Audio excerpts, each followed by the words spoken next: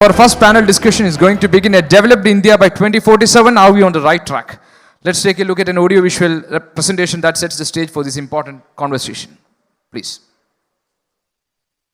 Developed India by 2047. Are we on the right track? India aims to become a developed nation by 2047, marking its centenary of independence. Progress has been made, but challenges like policy implementation, infrastructure, and sustainability remain. The World Bank predicts strong economic growth, with India targeting a $30 trillion GDP and becoming the world's third largest economy. Key priorities include education, healthcare, poverty reduction, and job creation. The country aims to generate 60 crore jobs by 2047. Sustainable development is vital, with goals like 90% green grid capacity and net zero emissions by 2050. The youth's role is crucial in realizing this vision.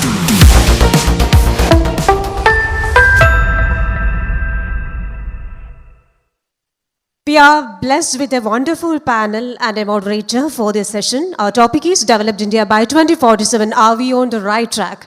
Our moderator, Durga Nandini, co-founder of Nguvu, of the Power Collective, a global women's leadership organization. And the panelists are Sri Venu Rajamony, IFS, former ambassador of India to the Netherlands, currently is a professor of diplomatic practice, OP Jindal University. So please.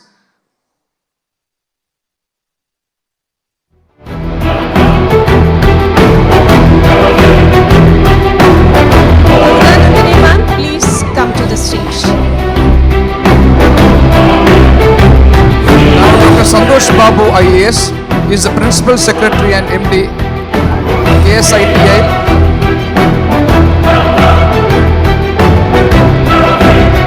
MD KFON, CMD and ED IKM Head, WNH Project Vice Chairman, CMD Government of Kerala.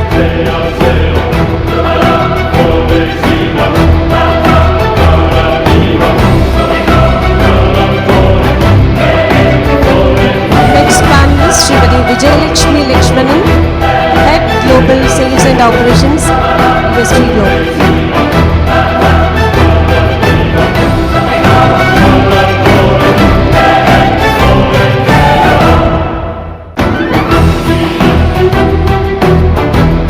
Sri Anoop Antony Joseph, working as part of official archives of PM Prime Minister Narendra Modi, policy analyst, author and BJP Leader. Welcome.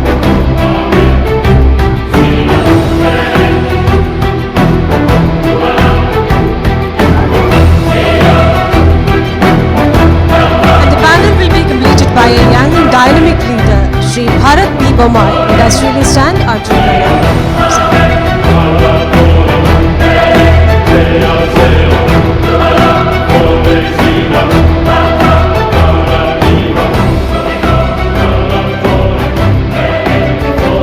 Durga Nandini ma'am, the stage is yours.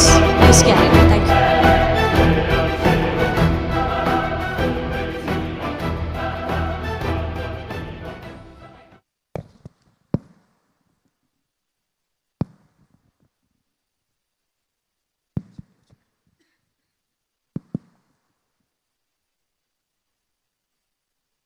We were meant to start at 11 a.m. We have an hour for the esteemed guests who have now turned friends to actually be talking to us. So I apologize in advance for all of the panelists. There are going to be disruptions in what we had discussed and agreed upon already. It is not going to follow schedule. So, hello everyone, welcome today for this wonderful event. And thank you 24 News for putting this together. It is such a wonderful opportunity to share all our hopes and dreams for the country, but also take reality checks of where we are today and what is that journey that we need to travel before we reach the goal for 2047, the centenary year of the country, where we can truly call ourselves a developed nation, hopefully. I'd like to open this with a question to all of you. what does development mean to each one of you? And what are your dreams for the country? And true to the panel, are we on the right track? So we'll take opening remarks. Venu, if you could go first. We have under 5 minutes for this. Thank you, Durga. Good afternoon, everyone. Congratulations to 24 News for having organized such a wonderful business conclave. And thank you for leading with this question. This is exactly what I had in mind. I think when we look at this topic, we need to first ask ourselves, what does Vikasit, what does develop mean? What does India mean? India, that is Bharat, there's been a lot of debate over this. And the target of 1947, which marks 100 years since our independence. We heard this morning from the Honorable Minister Gadkari, we heard from Minister Balagopal, we heard a lot of good things. We heard about a lot of good things which are happening in India, and indeed they are good. We must continue to move on that path. We must do much more, and we are capable of doing much more. However, we must keep certain facts in mind, and we must be conscious of them as we go forward. I would like to quote some figures. There is a report called the World Inequality Report, which was brought out in March 2024. Which says that the top 1% of Indians have 22.6% of the income in the country. They own 40% of the wealth of the country, as compared to 50% of India having 15% of the total income. The subtitle of this report is The Billionaire Raj. Last year, India added 94 billionaires to our total list of around near 300 billionaires. We are supposed to have the second largest number of billionaires after the United States. However, this World Inequality Report says that inequality in India is at a historic high. Even during the British times, in the early 30s, before independence, we did not have inequality of the kind that we see in India today. Globally, India's inequality is much worse than US, Brazil, or South Africa, other countries who are known for their inequality. So, where are we headed? What is the kind of development and who is it for? Is it, I'm sure a lot of people here in the audience would love to be billionaires themselves, and I would encourage you. But the large majority of businessmen all should grow. It cannot be growth for a small few, and it should be growth which reaches the poorest of the poor. Let me give another figure. Oxfam has brought out a report in 2023 called Survival of the Richest, which says 5% of Indians have 60% of wealth, corroborating this World Inequality Report. So it's not just one report or one agency. And the bottom 50% have only 3% of their wealth. And there is something called the Global Hunger Index. India has the largest number of people in the world below the poverty line, in poverty, 234 million people. 63 million people are pushed into poverty because of healthcare costs. And in this Global Hunger Index, India stands at 105, along with Afghanistan and Pakistan. Even our neighbors like Bangladesh, Sri Lanka, and Nepal have moved ahead of us. 13.7% of people in India are undernourished. 35.5% of our children are under 5 are stunted, and 2.9% die before their 5th birthday. These are sad realities which we should not forget in our quest for a target, in our quest for rapid road. Yes, we need roads. Yes, we need infrastructure. We need our entrepreneurs and business to do well. But we must take everyone along. It has to be inclusive growth. It has to be equitable growth.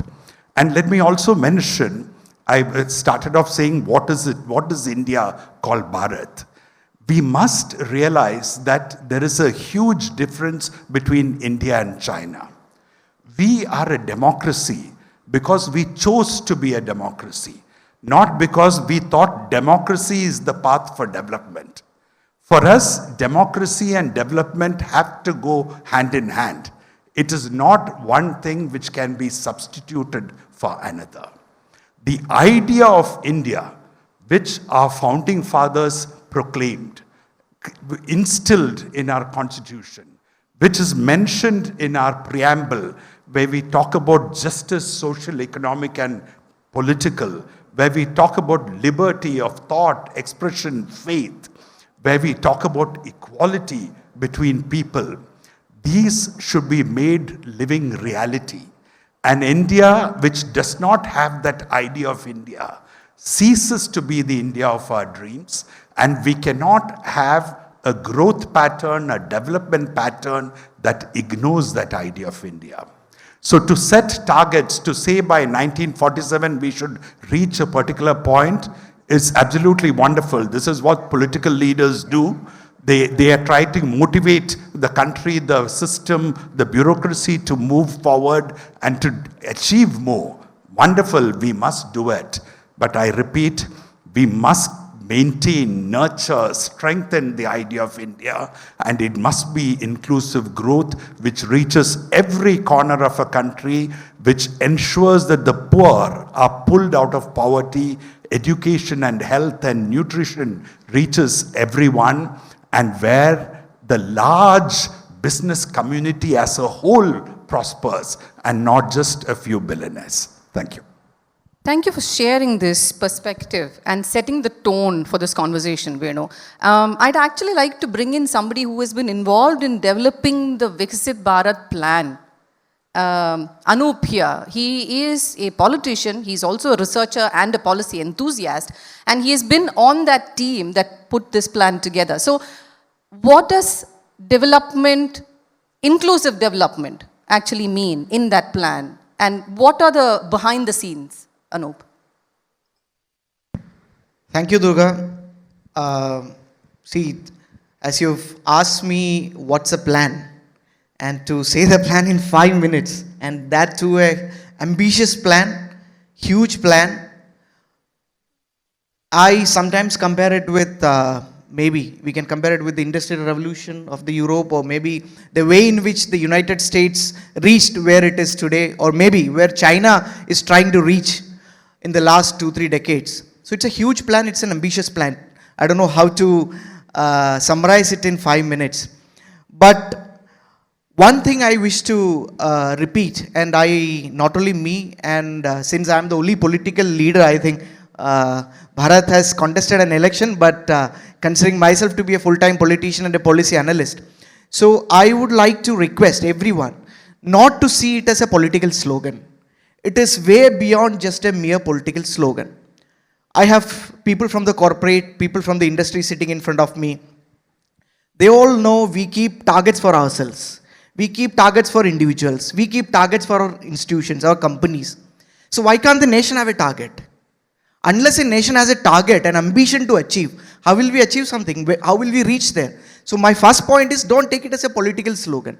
Let's see it as a target the nation as a whole, the people as a whole, from Kanyakumari to Kashmir has kept for ourselves to reach in 100 years of our independence, number one.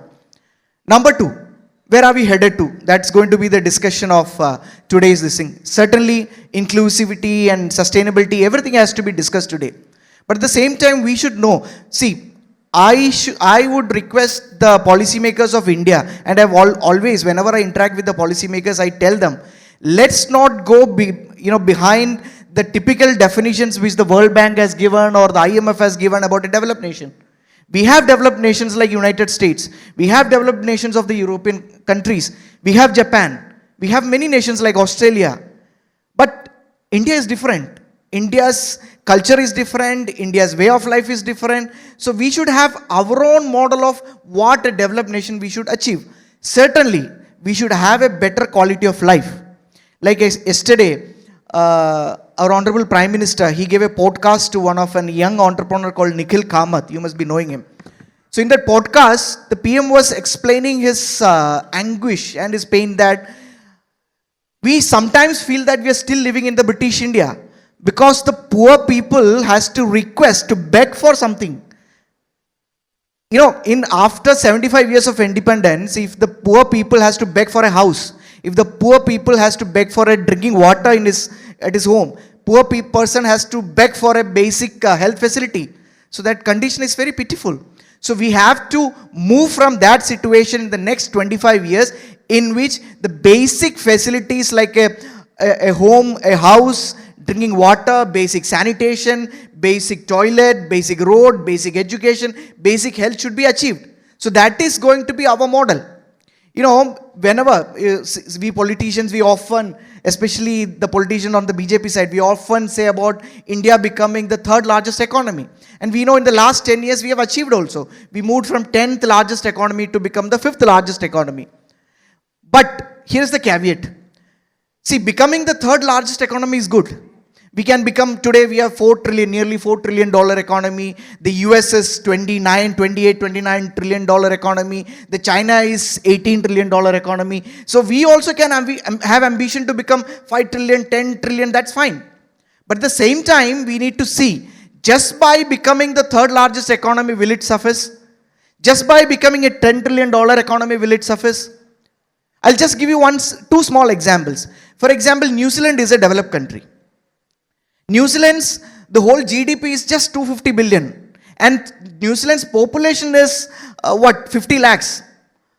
5 million. So it's a very small country with a very small economy, but it has got one of the best facilities, best living standards of the world.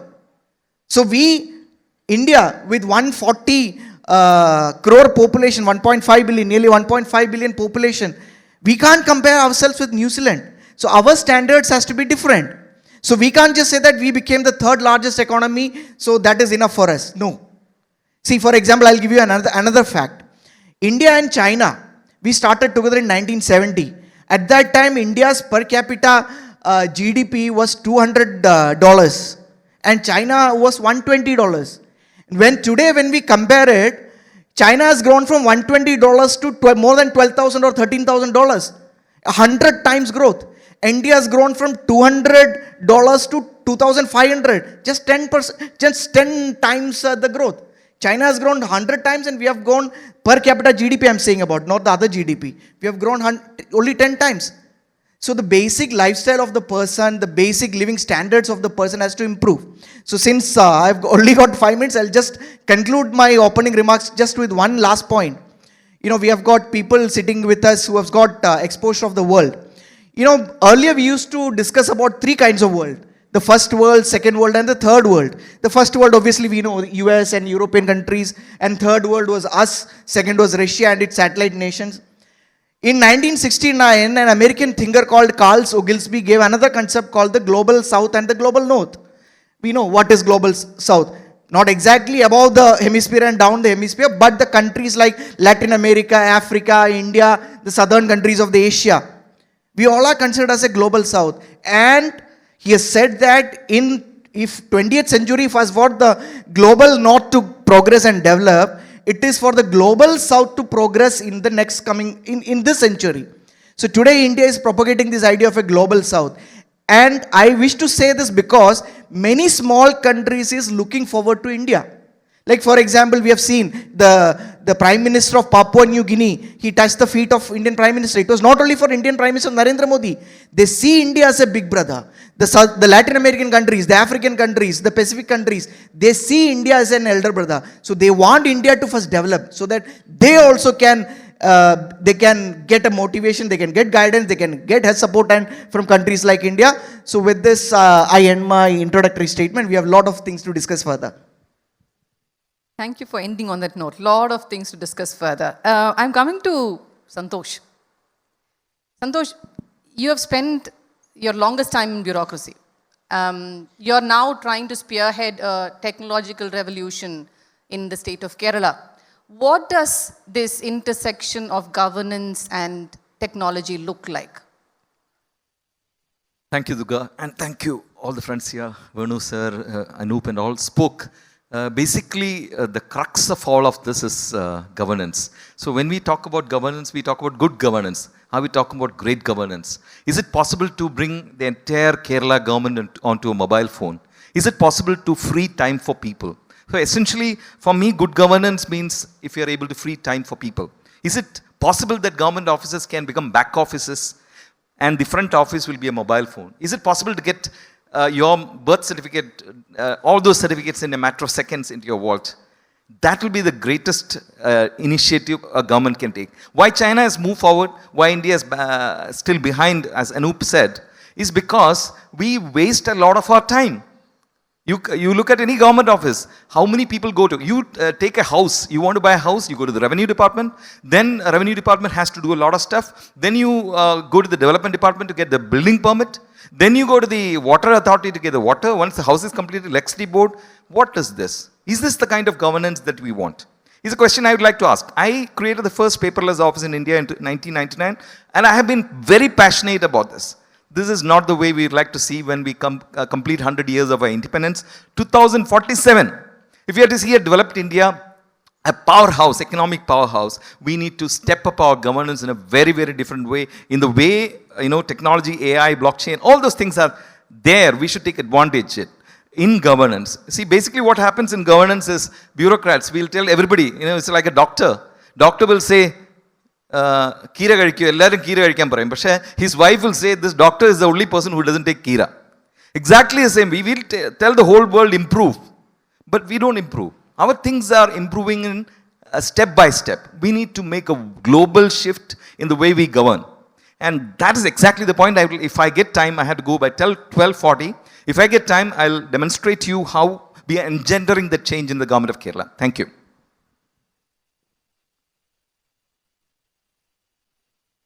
കീര കഴിക്കുന്നു അല്ലേ അതാണ് അവിടെ okay but for governance and what Anoop you were saying in terms of a model for the common citizen or the poor man to get access to all the services, infrastructure plays a very key role. Vijayalakshmi, I'm coming to you. You represent the global sales operation of one of the industry infrastructure majors, Larsen and Toubro. So in your experience, what does this world of development look like, inclusive development look like when it comes to involving local communities into community growth? Thank you, Durga, for the opportunity. I am for having development by 2047 would definitely require world-class infrastructure, especially where it comes to mobility. I would want mass rapid transport systems which can be accessible for common man, for him to freely travel from one end of the state to the other without impacting the environment. We should have world-class systems.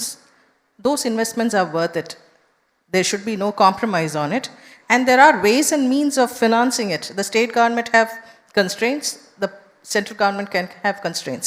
But these are all financially viable investments that is going to be used by every single citizen in this country. The capacity utilization, especially in states like Kerala, is going to be humongous because it takes 4 to 5 years for any other state projects to break even. But I think we've achieved much faster. And these are all financially viable that the multilateral banks will be more than happy to fund them. And the most profitable stretches can be funded through public-private participation, and the less profitable could be on a hybrid annuity mode, and the least profitable could be done by the government with the help of the multilateral banks. Let the private parties bring their expertise, the world-class expertise. The Japanese would be more than happy to help us out with the solutions.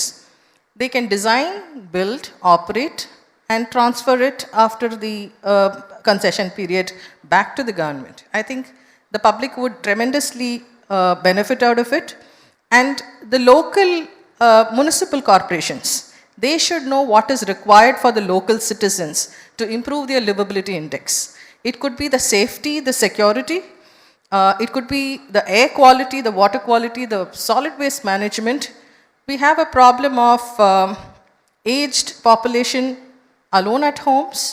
Their health parameters, the use of technology, IoT solutions and smart solutions you can even monitor their health parameters on a daily basis with a lot of modern apps that is being developed by our startups in our own city, where the preventive care is more important.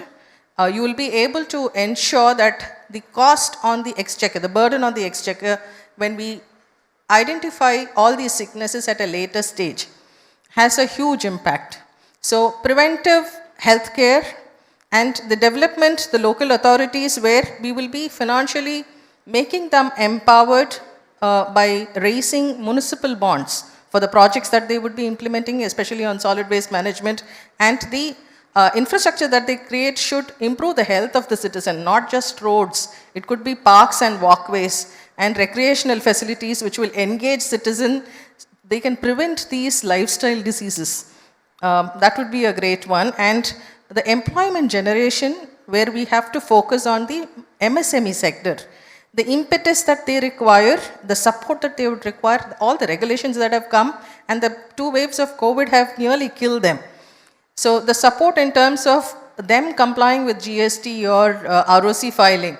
And cybersecurity is another threat which big companies are able to manage with larger budgets. Support from the government is required to take care of them.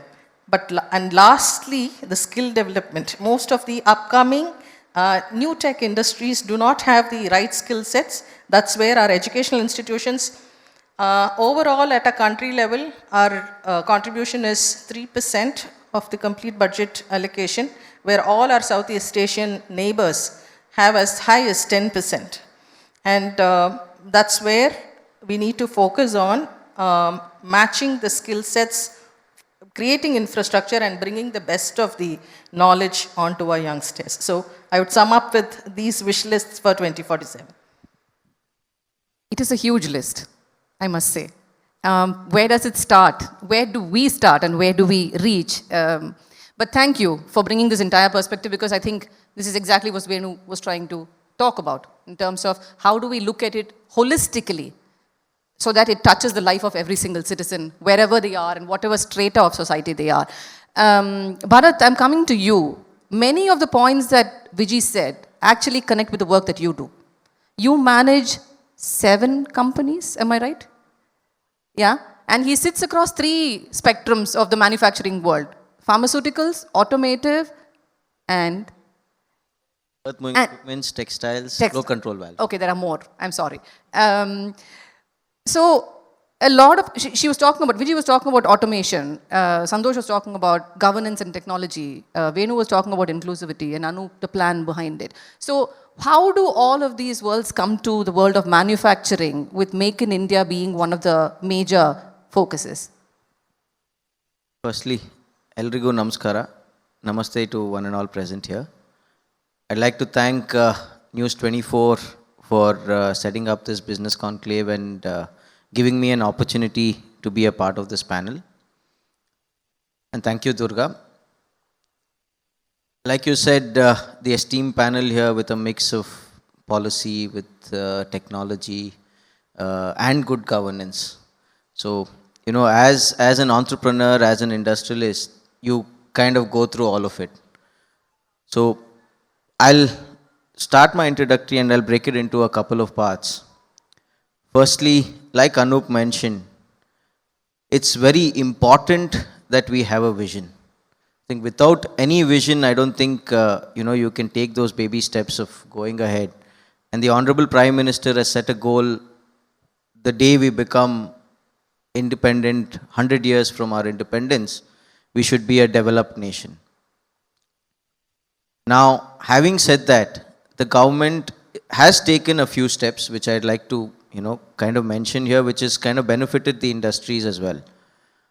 One is for the MSME segment per se, where I belong, is the CGT MSE scheme through the banks, where a non-collateral loan of up to 2 crores was there. Now they've increased it to 5 crores. So this is kind of helping the MSME segments to start with. Also the PLI scheme, the performance-linked incentive scheme, where a lot of companies in various sectors have applied for it and gotten the funds from the government.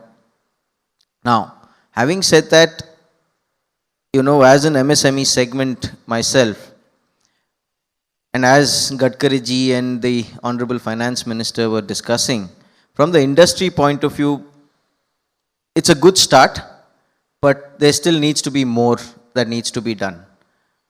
Now, the reason for that is that now up to 5 crores, for example, you're starting in a major city in Bangalore, Delhi, Bombay, or any of these cities, 5 crores is just probably the value of the land that you require for your project.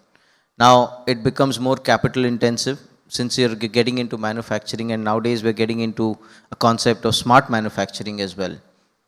So, that needs to be addressed. And in case if a PLI scheme, and since Anoop is here and probably we can take the discussion outside as well, since we are from the same party and then, he's involved with the policy making, is how we can link this PLI to the MSME segments, because a lot of these companies that are taking the PLI schemes are, the top industrialists. It could be a Reliance, it could be a JSW, it could be Hindalco, it could be anyone. So all the top companies are taking this PLI schemes. But then there are people like us, who, or an L&T of course, so there are people like us who supply to them. But we are not being a part of that ecosystem of the PLI scheme. Now, this is a policy in case if we work on this, because like Gadkari ji mentioned, 22% of the GDP contribution comes from the MSME segment. Almost 45 million, if my statistics is right, are employed in the MSME segment. So that becomes a very important factor going ahead. And then there's also a mention of China. Now, I think there are certain aspects of the Chinese model which we can also implement, which will, ensure that by 2047, that it will become an enabler. Now, a couple of examples through my visit of China and the industry that I am in. The land there, especially if I give an example of Karnataka, we call it the KIDB, and then Maharashtra calls it MIDC, the Association Development Board of the Industries. The land availability in China, even they've also made that system, but it is literally 3 times lesser than what we pay for a land here. Secondly, the interest, the bank interest for an MSME segment there is between 3 and 4%. Whereas here, I know CGTMSE is there, but then CGTMSE we end up paying 10 to 11%, because it's 8.5% if your credit history is good, but then that 1.5% because you're giving a non-collateral interest element comes in at the later stage. So, the access to capital is there, but the capital is not cheap. Land is not cheap. So if we can, take certain models from the China, and the government is very strict there. What has happened, and I'll be very honest and forthright in this regard, is that your industrial development board lands is become a real estate. Now that needs to be shut down, and that becomes a part of the good governance as well. Because I have seen, my industry neighbor, I'm setting up an industry, he's just building a shed and giving it out to someone on a rent basis. In China, if you do that, the government has the right to, just pluck away that piece of land and ask you to just get out of it. So that the government needs to be in one regard strict, and in another regard helping industries by reducing probably interest rates or giving them land at a cheaper rate, and also encouraging them with certain policies which are already there, but having a contribution more towards the MSME segment, because that becomes a major driving factor that will lead towards 2047 Viksit Bharat. It's incredible how we have 5 different worlds sitting on this platform right now. Manufacturing, policy, diplomacy and foreign policy, governance and technology, infrastructure. But each of them is connected in so many different ways that we don't normally see. right? And if you see, Vijay, you spoke about skill development. You spoke about MSMEs. That's exactly what we're hearing from Bharat as well, right? I'm going to come to you, since he harped on the question on governance, I'm going to come to you, Santhosh. I am also being mindful that you have to leave in another 15 minutes. Governance has multiple facets that need to come together for everybody else's lives to function towards development. So in your experience in Kerala and in Tamil Nadu, what are some of the experiments that you have rolled out that have really worked for efficiency? So what does radicalizing governance actually mean in your experience? Can I go to the stage? How many minutes do I have? You tell me and I'll stick to it. Tell us how many minutes you have, because you have to leave. Yeah. Thank you, friends.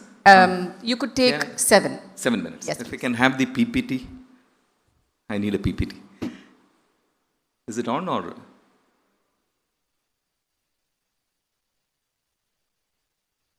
Okay.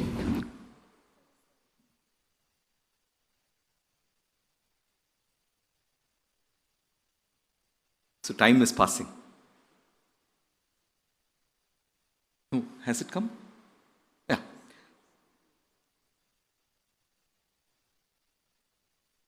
So I hold all these positions, and this is very important from what we are discussing today.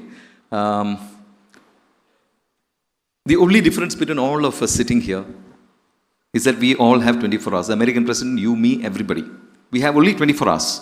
And all the Jaya Parajayangal happens in this 24 hours. Please understand that time is the only common constant that we have, and we need to conserve it. As we speak, we are moving out.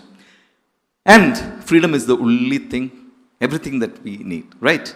So the best form of governance, according to me, is a government which gives maximum time to people to maximize whatever they want, if they can pursue their ambitions and dreams without a hassle. Is it possible like that? That's what I'm thinking. So governance should be all about employees being joyful, citizens being joyful, joyful entrepreneurs, happy, efficient administration. And I'm talking purely from a Kerala context. Can Kerala become an economic powerhouse? And if you can look at these things, I'm just trying to demystify governance for you. Only 3 things we do in governance. One the Nayam. Second, on the basis of Nayam, we have policy files.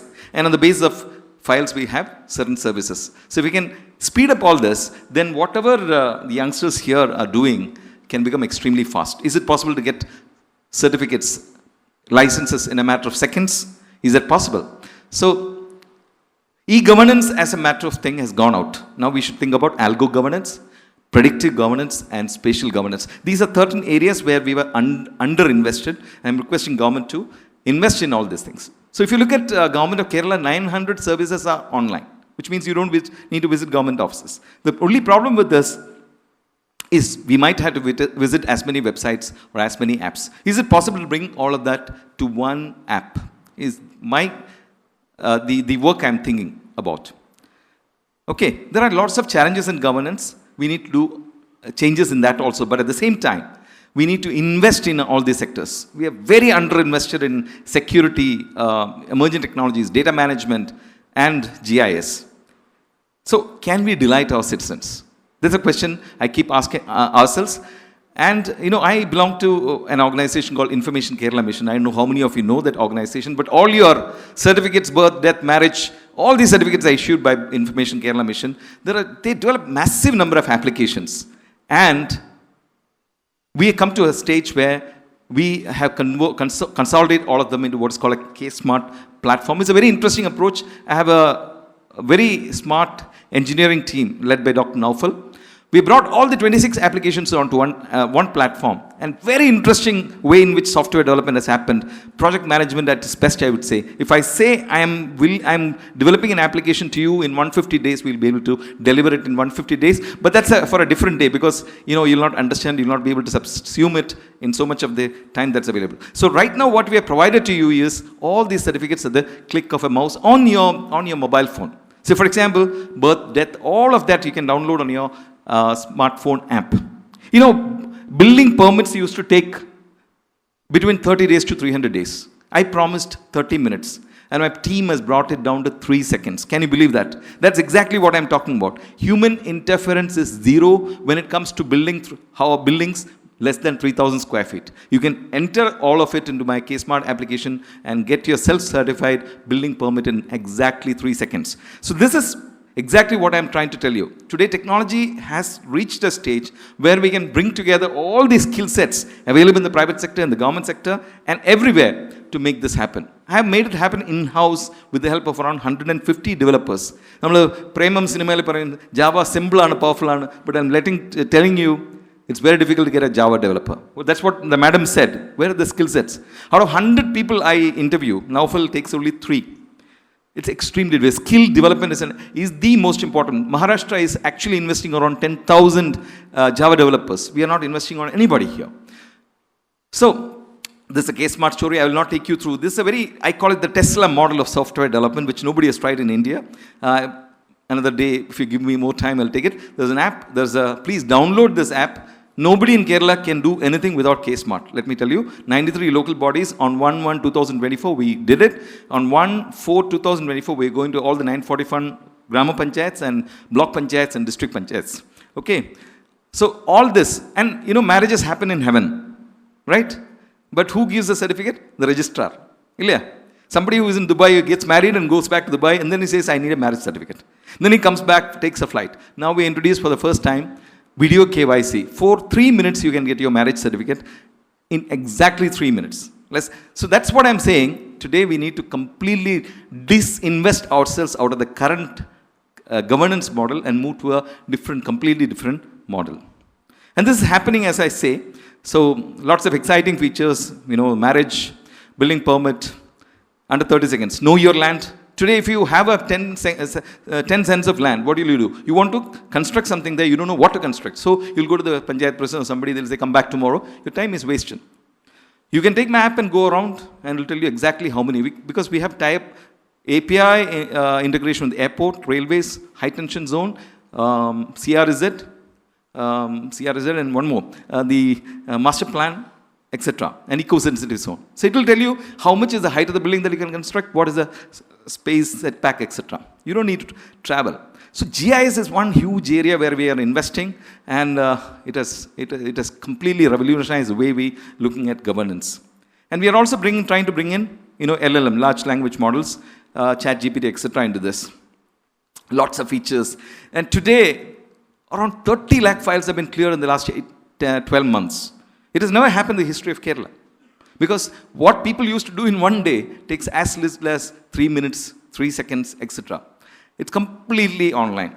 So the transition to the panchayats happened in April 2000. We just started with Karakulam Panchayat. I don't know how many of you read the Asianet news on this. But the first marriage certificate was given by the Honorable Minister for Labour on the stage itself.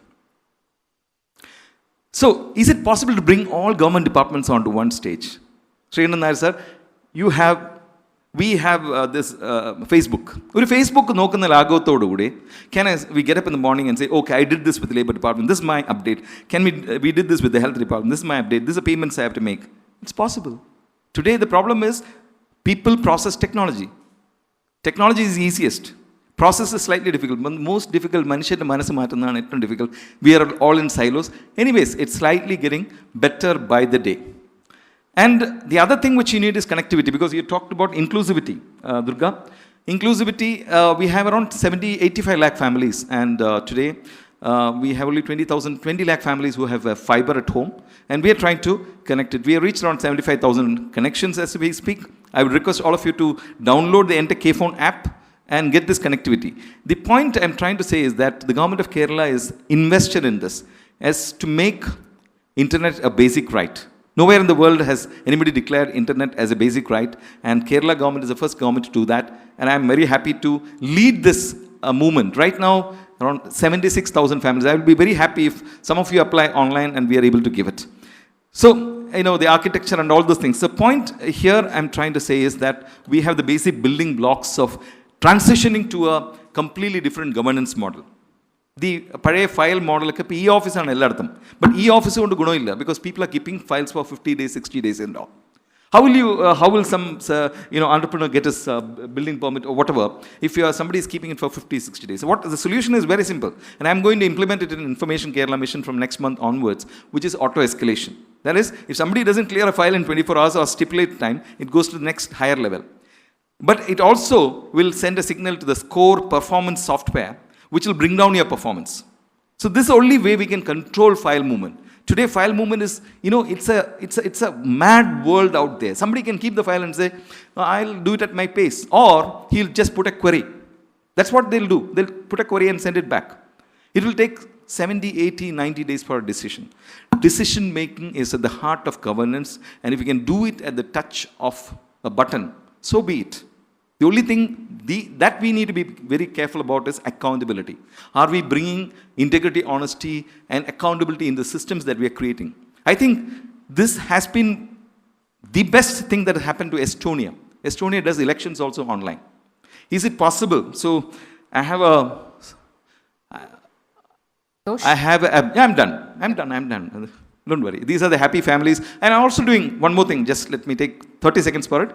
We are connecting the unconnected. 4,600 tribal habitations through CSR funds. We have connected 500 families in Attapadi, Kottur, and Pandaladi Kunnu in Wayanad. If you are all willing, we can all work together. Anyways, we'll try to connect 4,600 habitations by the end of 2025. I want to bring one slide. So this is Estonia. So I would restrict India to Kerala right now and say, why can't we look like Kerala? Kerala, which is completely connected, empowered. There are only 60,000 families which are very poor. There also government is taking care. Anyways, these are some of my thoughts. I could have elaborated more, but very happy to touch base with all of you. Anoop, I also stood for elections. But the point I'm saying is that if we have ambition for our country, we should think only for the country, no personal agenda. Politics should be without a personal agenda. I wish to thank all of you for your time. God bless. Thanks, Sringandan Nair sir, for this opportunity to speak to all of you. Let's all build this country that we love into a powerhouse. We can't keep saying that we are poor. We have the wherewithal to become the best country in the world. Thank you. God bless. Thank you for stressing on decision-making, accountability, and efficiency, because I think those are really core elements of governance that we seldom talk about.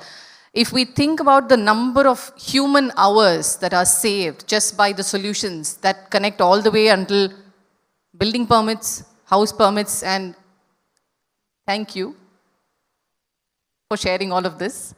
See you. We're going to miss you for the rest of the panel. Yeah. When we talk about the number of human hours that will be saved, it actually feeds into all of the industries that are sitting here. Manufacturing gets more time. People who will be available for manufacturing and for infrastructure definitely have more availability, more economic security, and so on and so forth. I want to come to you, Bharat. A lot of what Santhosh said in terms of automation, yeah, and taking it all the way to the last mile is something that you have been attempting to do in your manufacturing ventures. So tell us, what are some of the challenges, practical challenges that you're facing there? So I'll state a couple of examples as well. So now the manufacturing industry is slowly evolving and getting into smart manufacturing. What is smart manufacturing? For example, I'll just give an example of my organization. We make automotive components for the car industry. Now, most of the machines, some of them are CNC, so which you already have data. There are certain machines which are mechanically driven. Now, these mechanically driven machines, I have converted into electrical applications as well, where I get a data of how much has been manufactured by whom, from what duration, what is the product. So what is happening in the industry is that there's a conversion between mechanical to electrical. So basically mechatronics is something that is evolving in the industry, and mechatronics is not something new. It's always been there. In fact, there are a lot of courses in certain universities where you study mechatronics as well.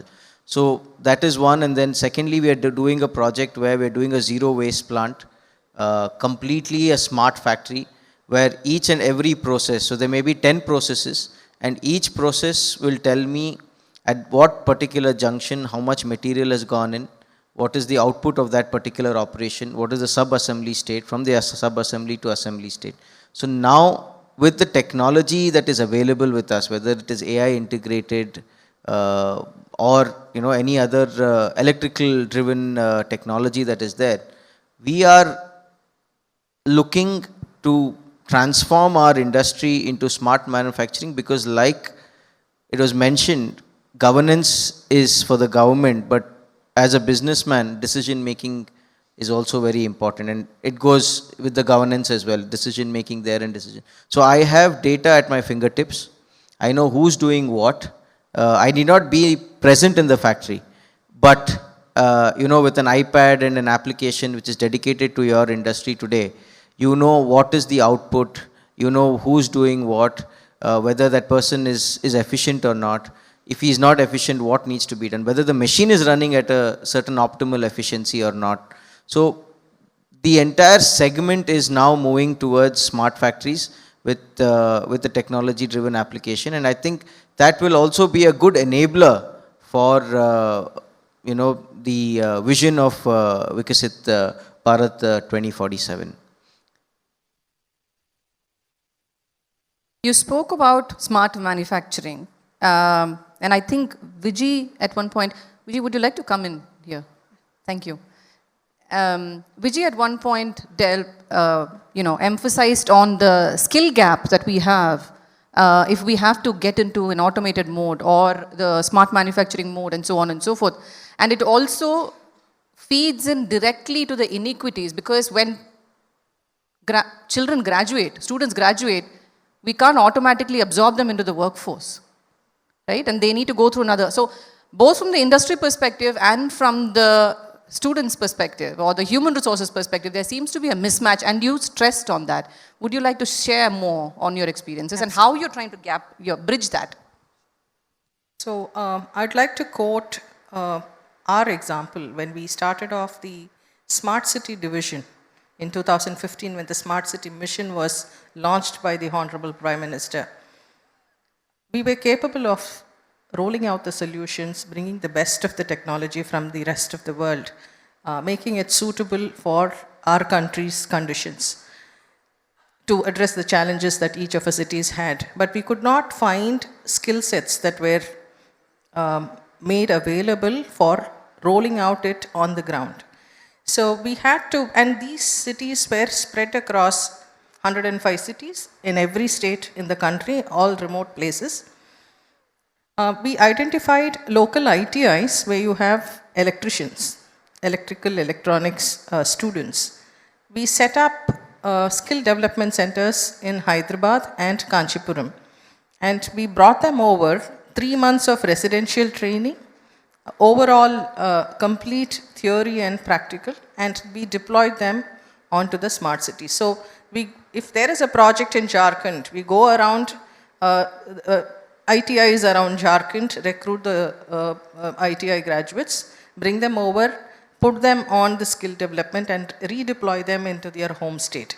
So these students have picked up, they do the installation on the ground, they understand the networking, all the IoT solutions that we have integrated, they go on to go and monitoring those solutions for the next 5 years. You wouldn't believe these ITI students are running the command and control centers of all these cities. So that is the kind of skill development that is happening, and this is just one example. There are 21 businesses in Larsen & Toubro across sectors, water, wastewater management, building, hydrocarbon. There are dedicated skill development institutes across the country focusing on specific skill sets. And they go on to build the largest, the biggest, the longest projects across the country.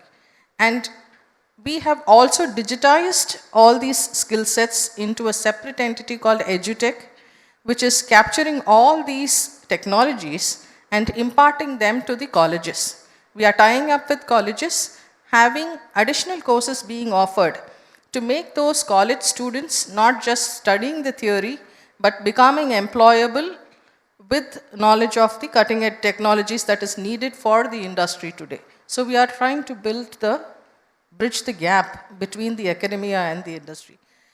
In the West, it would be the corporations who should be driving the skill development in the colleges and the schools. They start right from the schools. They give all the resources and the content for them to, they groom them from schools for them to be captively absorbed.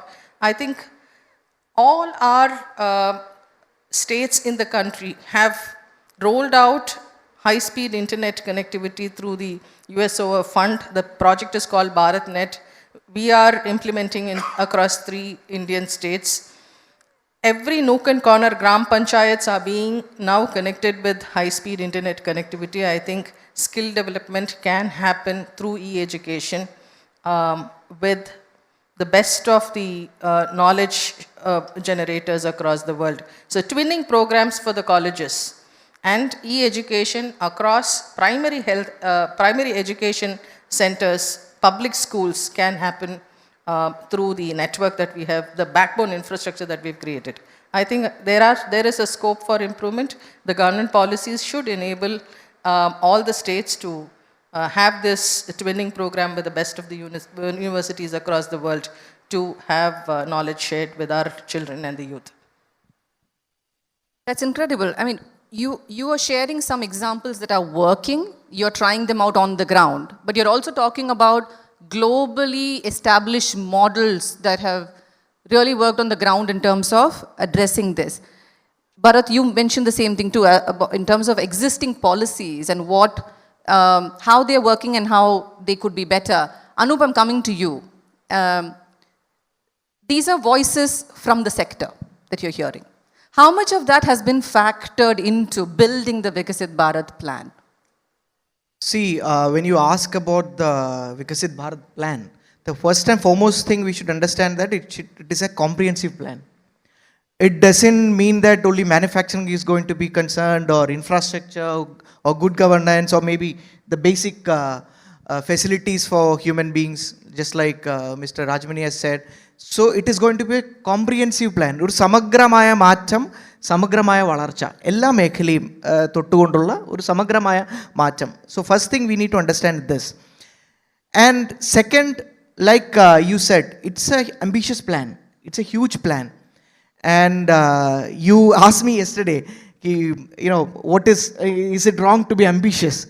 So, I asked him, is this plan realistic? Are we being over ambitious? See, at times, for example, if I run a company, I should have an ambition to make it $1 billion company. Or if I'm a student, I should have the ambition to come first. So that ambition is not wrong. You should have the ambition.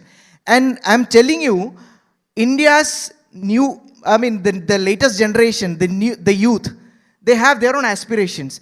I'll give you an example. Yesterday, PM was mentioning it in his podcast. He went to Kuwait. And there he had an interaction with the laborers in the labor camp. So one of the labor, he's from UP or Bihar, he was asking PM, when will his district will have an international airport so that he can fly directly from Kuwait. So that's the kind of aspirations and ambitions today India has reached. Today's India wants Vande Bharat trains. Today's India wants 6-lane roads and 8-lane roads. So that's the ambition that we have reached. And there is nothing wrong to have ambitions. And like you asked, is it going to be realistic? I'll just give you a small 1 or 2 examples. See, this plan or this ambition is nothing new. We all know Dr. APJ Abdul Kalam came up with a plan, Vision 2020, long back. But the only problem at that time was the UPA government couldn't convert it into a mission mode. The only difference that happened after 2014 was Narendra Modi could convert it into a mission mode. I'll give you just 2 examples to elaborate it. For example, as soon as Narendra Modi became the Prime Minister, because I work very closely with his team. So in 2014, the first thing he asked the secretaries and the departments was to give their own suggestions into PPTs about what is their plan to do in the department in the next 10 years. So he asked presentations. So one among the presentations were given by one Mr. Anurag Jain. He was at that time Joint Secretary. Now currently he is the Secretary for Road Transport. So he was very junior, and he sent a plan, thinking that it won't be accepted. But that plan was taken by Narendra Modi. Unfortunately, he had presented this plan to the UPA government, but it was not picked up. Actually, that plan was nothing but the Jindal Yojana. You remember? The Jindal Yojana was nothing but opening a basic bank account for every human being. India, through that plan, within 6 months, from the first Independence Day to the first Republic Day of Narendra Modi as Prime Minister, India opened 25 crore bank accounts for poor people. Now I am coming to the second point. Narendra Modi was Chief Minister of Gujarat, and this was in 2012-2013. Ajay Bhushan Pandey, who retired as Secretary Government of India, at that time he was Zonal Head of Aadhaar, UIDI. UPA government was there. So Gujarat was under him. So he approached the Chief Minister Narendra Modi hesitantly, because he was hesitant because at that time the BJP at national level were a little skeptical about Aadhaar. They hadn't taken a positive stand, I should admit it. But for his surprise, Narendra Modi became the first Chief Minister, a BJP Chief Minister, readily saying that I am going to welcome it and I am going to enroll it in a public function at the Kakriya lakefront in Ahmedabad. And Gujarat became one of the forerunners of implementing Aadhaar. And later you see, after Narendra Modi became the Prime Minister, he combined the Aadhaar, the Jandhan and mobile phone to create the Jam Trinity. And today India contributes to 40% of global digital transactions. So where we reached. So that is, like you said, you should have a plan, you should have a strategy, and you should have an ambition. The only difference what happened in the 10 years that it has got a proper strategy. And like you have asked, many countries have got several, their own springboards to make that leap. For example, if it was technology for US or maybe manufacturing for China, India has to identify its own springboards. And it may not be a single springboard that may work for India. There may be multiple springboards that can help for India. For example, he mentioned about manufacturing. When China started manufacturing, in the 70s and 80s, India also started manufacturing. India's contribution to the global manufacturing in 1990, if you take the figures, it was just 0.6%. 0.6%. When it came to 2000, it became 0.8%. In 2010, it grew to 1.6%. And today we are standing at 2.8% of the global contribution. And Narendra Modi gave the vision, by 2030, can we take it to at least 5% of the global contribution? And by 2047, can we take it to at least 10% of the global contribution? So this is the plan. So this is the strategy. And it's not easy, like I said. There are various areas, various sectors where we have, for example, if you take India's import portfolio, after petroleum, precious metals and minerals, the largest contributor to India's import portfolio, almost 10%, is telecom equipments. Why can't we manufacture it? In one meeting, one secretary was telling me this. In one meeting, Narendra Modi ji was unhappy and asking, why can't India manufacture MRI machines in India? And I'll give you a small example. During the COVID, the Union Minister Hardeep Puri ji was mentioning this. In 2 minutes, I'll just conclude it. He was mentioning this. During COVID, there were a demand for PPE kits and you remember N95 mask. Then the textile ministry, Smriti Irani ji was the minister, and she was asked, and the secretary made a report saying that we have got only masks and PPE kits only left for 2 weeks of use. Immediately PM called a meeting. In this, Hardeep Puri ji also, he was civil aviation minister, he was also called in. He was surprised, what is he to do with PPE kits? Narendra Modi ji asked him, instructed him to arrange Air India aeroplanes to send to foreign countries and bring in machines to manufacture PPE kits. So that was the urgency. And India started manufacturing PPE kits. But I'm telling you the alarming situation in which India was and also is on various sectors. We don't manufacture some of our basic items like telecom equipments. Why can't we manufacture it in India? There are several items. So that is just about manufacturing. We have got several other springboards to identify. For example, human capital. We need to work more on innovation. We need to, when I went to US, one of the leading industrialists in one such conclave was telling me, the difference between India's innovation and US innovation is this. India produces large number of PhDs when compared to US. But in US, the number of PhD or the doctoral programs are less. But the percentage of its usage in the industry is almost 60 to 70%. But when it comes to India, our PhD or the research proposals that we create, not even 10% are useful for the industry. So we need to work more on the innovation part. We need to work more on the research part. We need to work more on skill development. We need to work more on entrepreneurship. We need to work more on technology, artificial intelligence. These are emerging sectors. So we have got a lot of springboards in front of us. We have to use it properly so that we have to achieve it. So like I said, it is not just a small plan, it's a humongous plan, and it is going to last for the next 25 years. And fortunately, we have a political stability right now in the country, and I believe we'll be able to provide this political stability for the next 25 years. With that, India will be able to achieve and fulfill its aspirations by 2047. Thank you. You have set your political ambitions also very clearly, huh? Okay. You were talking about growth on many sectors that is still required. What about growth on the policy, on the foreign policy? Venu? Because here India is now trying to chart an assertive foreign policy, an aggressive foreign policy strategy. How much of that actually matches with the definition of diplomacy, and where do we see ourselves growing towards developed or Vikasit India on foreign policy? Before I go into foreign policy, let me just briefly comment on what Anoop said at the end, which is that they hope to stay in power for the next 25 years. And that is why all this talk is there about 2047. So once again, that is the political slogan, that is the game of it. But from all the discussions, which from all the points made by different people, including Anoop, what we are talking about is by 2047 meeting our basic necessities. This is not a developed India. Even China is going to be very far away from a developed country.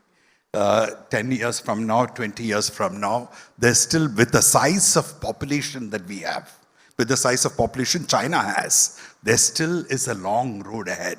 And we must not forget realities. Vijayalakshmi rightly pointed out the need for mass transport systems. You know, and we heard Mr. Gadkari earlier today. Brazil has the most beautiful highways you can ever find anywhere in the world.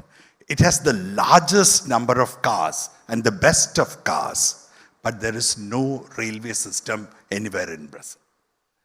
Yes, we have Vande Bharat trains, we are using it, we like it, it's growing in numbers. But who are the real users of the Indian railways? What is the primary mode of transport for the poor in India? Are we providing enough trains for the poor? Is Vande Bharat being given a priority, or is it time for bullet trains in India?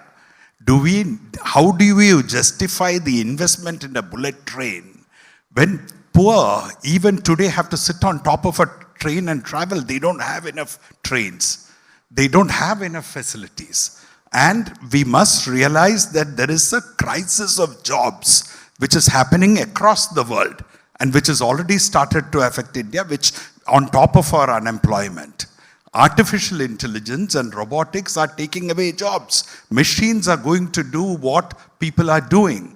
And we must prepare for that with skill development, yes, but with much more innovation and thought as to how we are going to creatively provide employment opportunities to people. So there are huge challenges that await us on the domestic front, on the economic front, which should be recognized and which should be addressed. But along with that, to come to the foreign policy aspect, the External Affairs Minister himself has said the world outlook is grim. Mr. Srinivasan speaking earlier today, Ambassador Srinivasan said it is going to be a very dangerous world out there. There is 59 conflicts raging in the world. President Trump coming to power a second time is a huge unpredictable element. If the world was moving towards more globalization, from the time of COVID, it is deglobalization which is in effect in the world. We just went through COVID. When is the next pandemic going to happen? We in the city Cochin, across the state of Kerala, every day feel the effects of climate change. President Trump is going to pull out of the Paris Convention as he did during the first tenure. He is going to have drilling in Alaska. He is going to provide a tremendous boost to the fossil fuel industry. And there will be no global leadership for the fight against climate change. What is going to be the impact? You have a war raging in Gaza. Israel has expanded that to Lebanon. Israel has taken that to Syria. What is the impact of all that on terrorism, which can come back and haunt us in India? So there are huge uncertainties in the world outside, in the world that we are going to see evolve in front of us in the coming days. And in that world, what we need is humility. What we need is close study of what is happening and nimble responses to what happens in the world. What we need is not to approach the world with a level of arrogance and say, I am Vishwaguru, I know everything. All of you, little country, come and touch my feet and I will throw a few pennies at you. But instead, we must go with humility and say, let us all work together. We heard today Ambassador Srinivasan saying the UN is dead. The UN has failed. A sad reality. Who needs the UN? It is the small countries of the world who need the UN.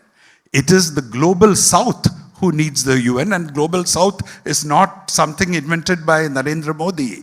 That was what Nehru started with as non-alignment. India was a leader of the global south when we were a poor country, when we had no army, when we had nothing and had just become a newly independent country. Through our intellectual leadership, we became a leader of the global south. So India has always stood for the global south. We must continue to work with the global south, but we must shore up multilateral institutions. We must build the UN. So there is, I think, all this aggressive, India is the great, Mera Bharat Mahan, is something which is only counterproductive in diplomacy and in foreign policy. We have to accept the reality. Again, we heard about governance. How many people are happy with this, with governance in our country? One of the greatest things I admire Prime Minister Modi for is for having launched the Swachh Bharat Abhiyan. But honestly, third term of Prime Minister Modi beginning, is this country Swachh? Is even Delhi clean? Have we got rid of our waste management problems? The waters and the rivers that we see around us, are they fit for swimming? How polluted are they? And even now, Delhi is suffering from smog. And like every second day, pollution curbs are being interested. So what has become Swachh? How much more distance is to be done, is to be achieved? And lastly, let me say, again, something I admire Prime Minister Modi for what he said, but not has done, is he said in his first election campaign before coming to power, toilets are more important than temples. Today in our country, do we have enough toilets? Before we start dreaming of a developed world, can we first build toilets for our people? Can we stop open defecation? How many, you drive on the roads, how many people do you see even today urinating on the roads? Do we have toilet for our women? How much do our women suffer? So please, let us have a grasp of reality. Let us look around us and decide what is most important. The RSS chief himself is today saying, stop looking for an idol under every mosque, stop looking for a temple under every mosque, and he is being challenged.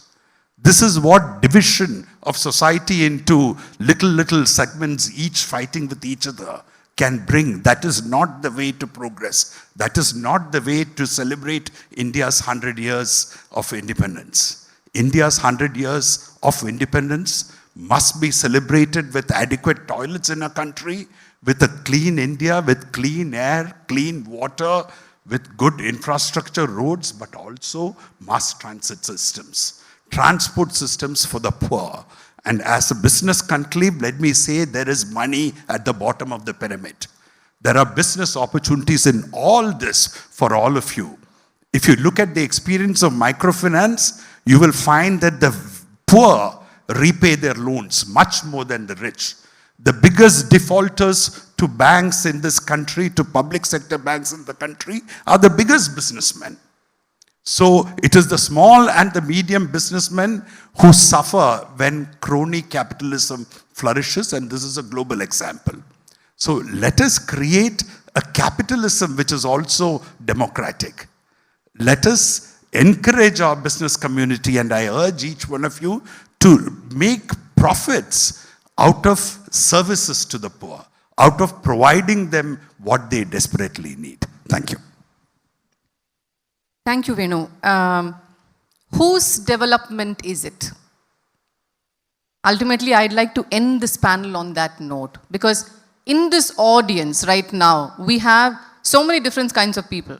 We have entrepreneurs, we have the salaried class, we have people with an idea but are yet to launch it and are just exploring the landscape. We have parents, we have spouses, and we have responsible citizens. Each of us will fit one or more, or maybe all of these categories. So what does development actually translate to us? We heard so many perspectives from each of them in terms of how it has touched them, how it should be touching the country as a whole, and so on and so forth. But what does development actually mean for each one of us? Ultimately, that is what will define India as we inch towards the centenary. That's what will actually take us on the path of true development. And I'm sure we're all going to be meeting once again closer to the centenary to see and evaluate what that progress actually looks like. Unfortunately, we're out of time. We had counted for the audience to ask questions earlier, but we'll not be able to do that. One hand just went up. Durga, can we just all have a conclusive remark? Oh, you want to conclude? Yeah, Sure. like just for 2 minutes from everyone. I have been told that we if should it's close possible. now. We should close now. Two questions? One question? You have time? There is a request from the panel and there is a request from the audience. Just one. You'll have to tell me what I should do. Can we merge it? Can you please answer? Yeah, I think that's better. Remarks with. Surely. Yeah. Sure, go ahead. Right. The three observations which I'm going to make and recalling from memory. 20 years ago, when the moderator was a journalist, he wrote a story of family systems are falling down and childbirth is less. 20 years later, we hear a couple of youngsters dying, committing suicides because of work stress. And we have great businessmen talking about 70 to 90 hours of work, where actually Harvard Business Review says the same people do not work more than 135 to 160 days in a year at an average of 60 hours per week. Human capital is the backbone of our country. Your comments. India 47, are we going to see youngsters dying, not having families, our families, so society failing down? I would leave the panel to answer. And Netherlands, right, one of the best developed countries, works only 35 hours a week. The per capita is higher, right? So I'll leave it to you, the panelists, to answer this. One more from this side. Okay, my question is, we are going to achieve 2047 by our 55 trillion, our economy is going to touch.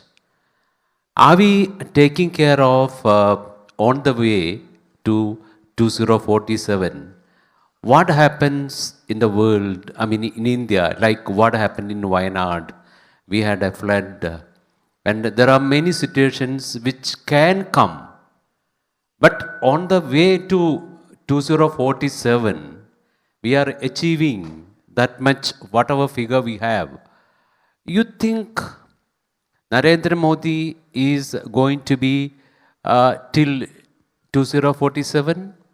Or the BJP is going to be there till 2047? And what happens in the next general election? Is our India as a whole, whatever number of states which we have, or whatever the populations again is going to touch 1.67, I think, from the present one. And when we are planning all these things, are we taking care of all these points? Thank you for that. I think that's the point that Anoop was making on political stability, and he hopes that most certainly you are going to be there for the next 25 years. Is that right? But Anoop, before you answer, I'm going to club both of the questions. One was on human capital. It is a raging topic. How are we taking care of our people? Because without them, we will not be able to achieve our vision for 2047. Sorry for the interruption. Yes, please. So actually, his question is by 2047, who will rule the country? I think Mr. Venu can predict. Are we into political predictions now? Is that what is happening? Okay. We most certainly need to take that question seriously, but I think it also ties into what the gentleman there was talking about, which is how do we expect to find ourselves with the stability or the right kind of investment in the right places? And by investments, I don't mean only money. Yeah, right kind of investments in the right places for us to be reaching towards this vision. Your closing thoughts. Thank you, Durga. So let's keep aside the sensational speeches or the events that are happening around us under the work-life balance. I come from a corporate. I used to work for development financial institutions. I was a lender to all the large corporates, and I was able to see the landscape of the large corporates, and I chose to join this company based on the fact that it was not promoter driven. Larsen & Toubro is employee-owned company. The employees owned almost 15% of the total shareholding. And the testimony to the work-life balance is that I've completed 15 years in this company. None of these corporates, though these statements are made off the cuff on a casual manner while they are interacting with the colleagues, nobody flouts the employee rules, the staff rules, because we are legally bound. There are strict in time and out time. There are 3 shifts because the large projects are time bound for completion. We don't work on Saturdays and Sundays. The site offices work on alternate Saturdays. So this is the ground reality. When it comes to mental health of the employees, there is enough support system for employees to engage with counseling. There are support system under POSH, which is very, very active. There is zero tolerance in terms of any misbehavior. So there are people who had spent all their lives in one organization. That I think that we should take it as a testimony that all the factors are being taken care of, not just financially, but personally as well. You are an example yourself of spending the longest time in one entity. Larsen & Toubro, yeah? It's a Saturday, I'm here with you. I'm not there on the project site, yes. Yeah. Venu, would you like to go next? Well, I think the 2 questions which came up, I will not go into political predictions, but let me say one, human capital, absolutely. If there is one asset we have in India which is absolutely world class, it is our human resources. But at the same time, we have to remember and keep in mind that for the longest time, India has been considered the biggest underachiever in the world. For the talent we have, for the people we have, for what has already been done, especially by the entrepreneurial class, by our engineers, by our doctors, by our scientists, our country has still not reached where it should. What handicaps us is a combination of different factors in which governance plays a big role, mindset plays a big role, our politics plays a big role. So we need to overcome these barriers, these hurdles. We need to unleash the true talents of our people. And we need to be able to bring people together to work as a team, to work as one country, to work as one nation. Not people who are divided into segments. And we can do it. That was, I started off talking about the idea of India. That was the idea of India.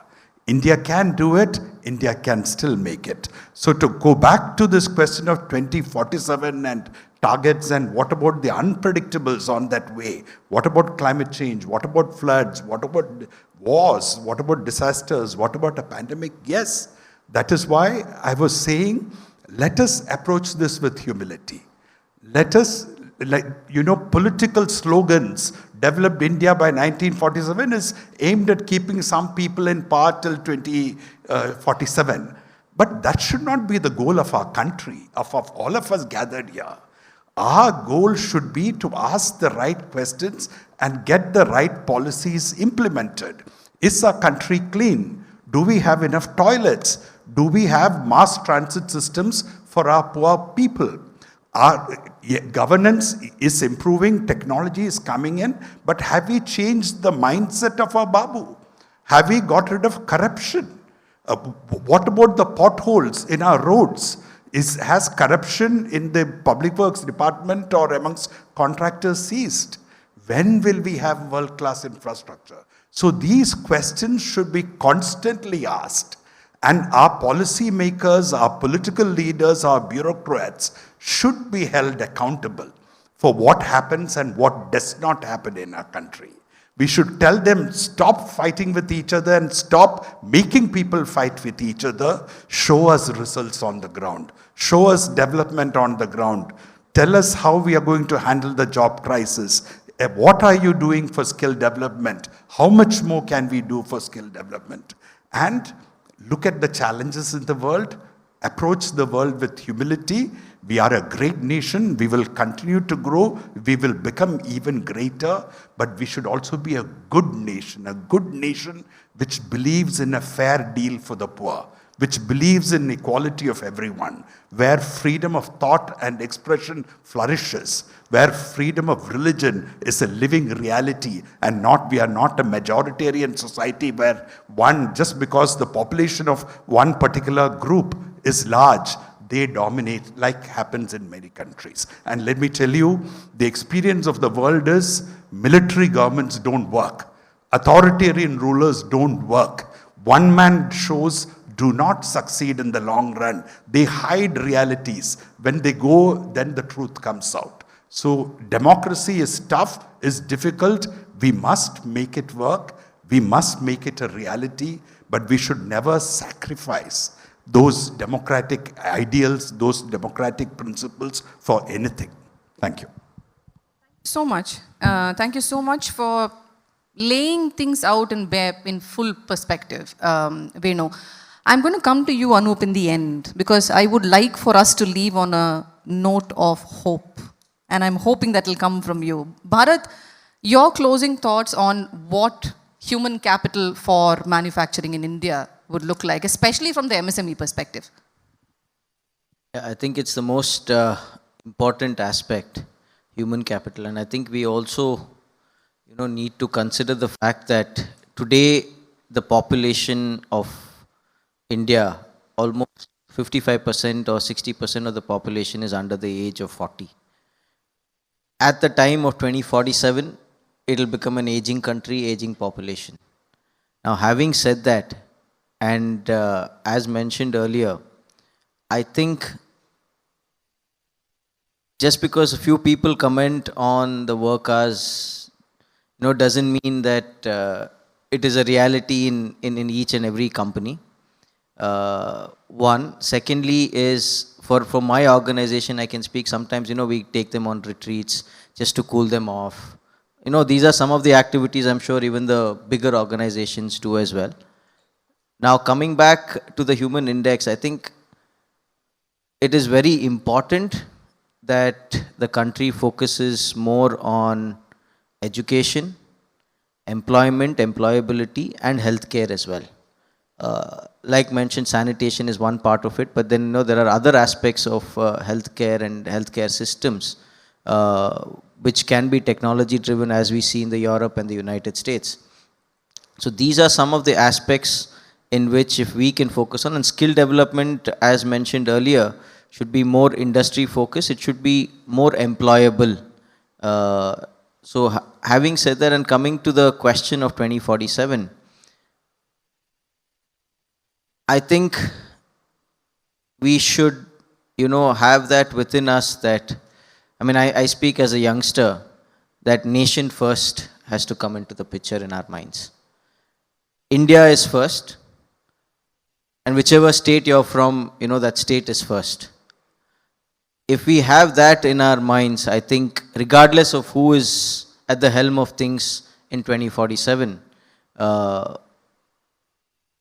country will be at a stage where we'll be the third largest economy in the world. We'll reach the target of $50 trillion. And I like to conclude by saying that, I'm a little bit of a positive person. I've heard everyone speak as well over here. Having said that, a couple of examples why I'm a little bit positive is the fact that we all went through the COVID, the entire, COVID pandemic.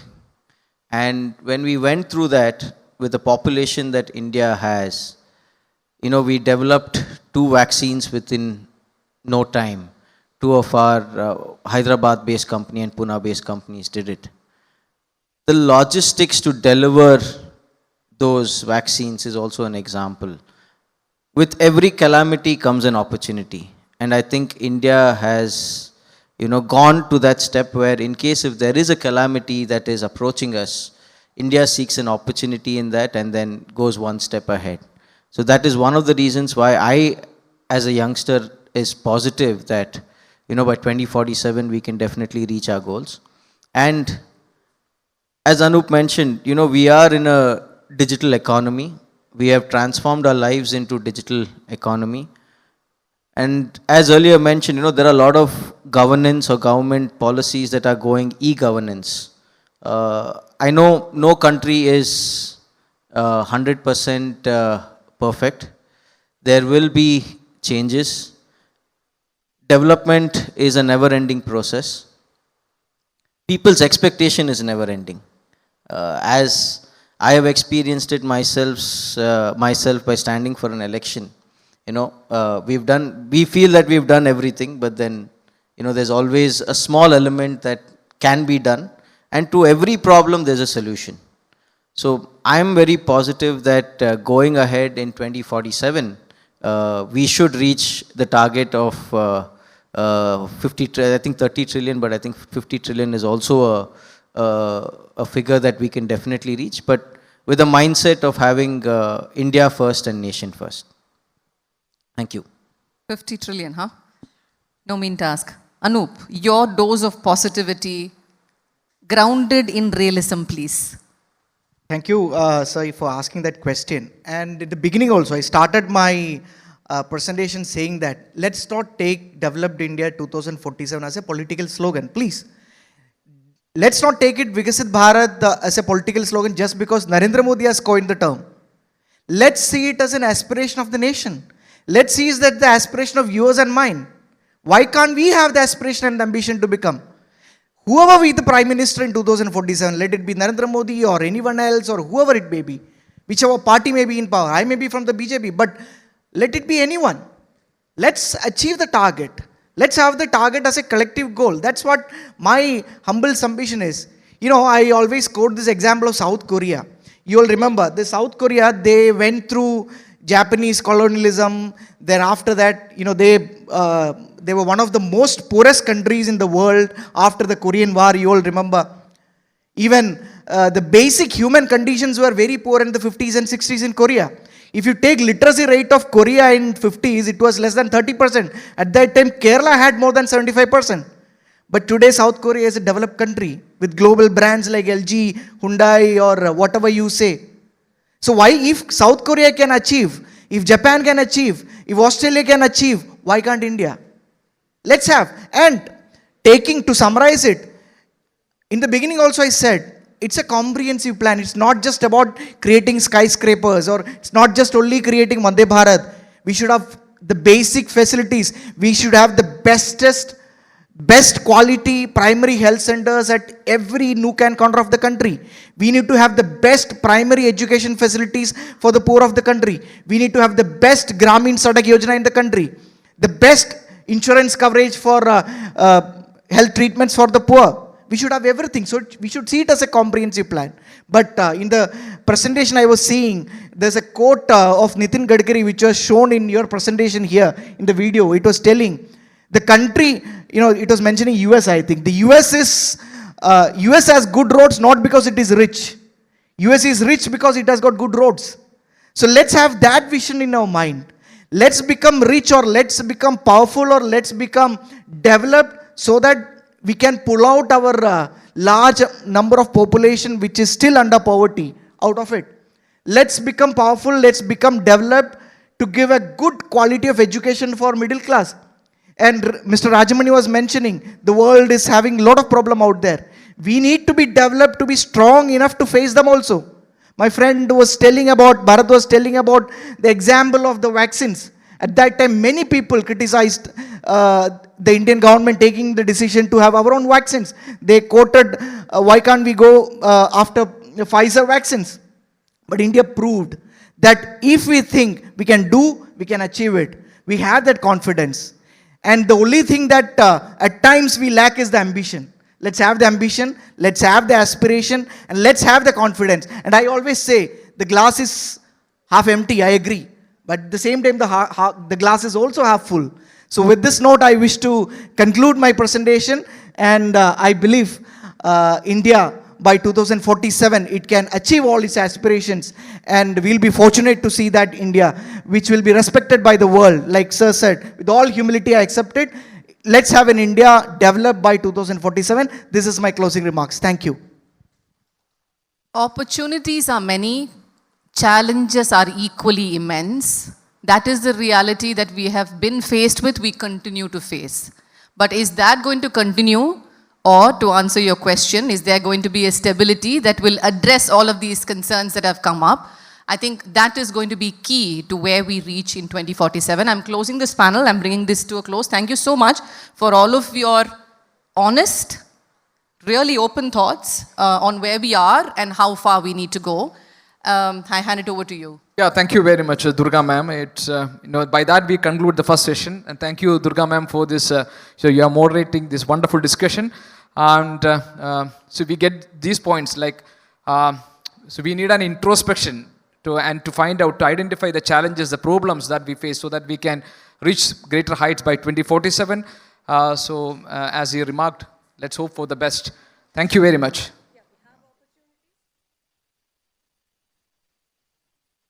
We have opportunities, we have challenges. So the right decision making is the heart of good governance. So we are expecting that.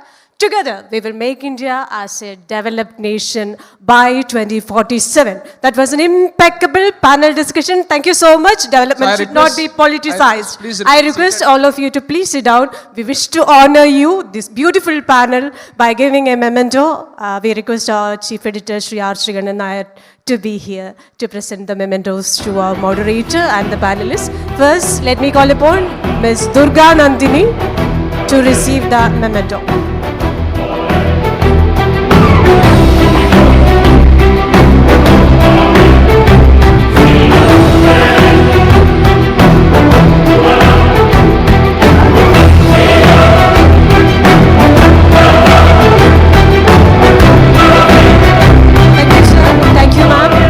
Venu Rajamony IFS will be receiving the memento from Sri R. Sriganan Nair.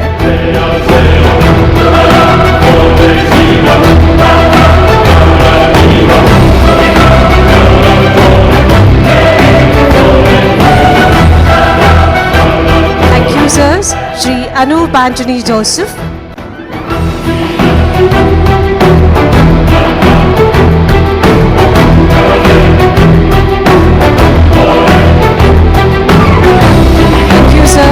Next, Ms. Vijayalakshmi Lakshmanan will be receiving the token of appreciation.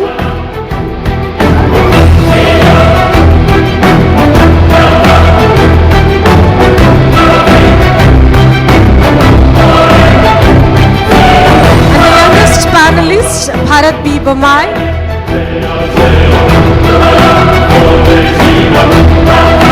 Thank you, sir.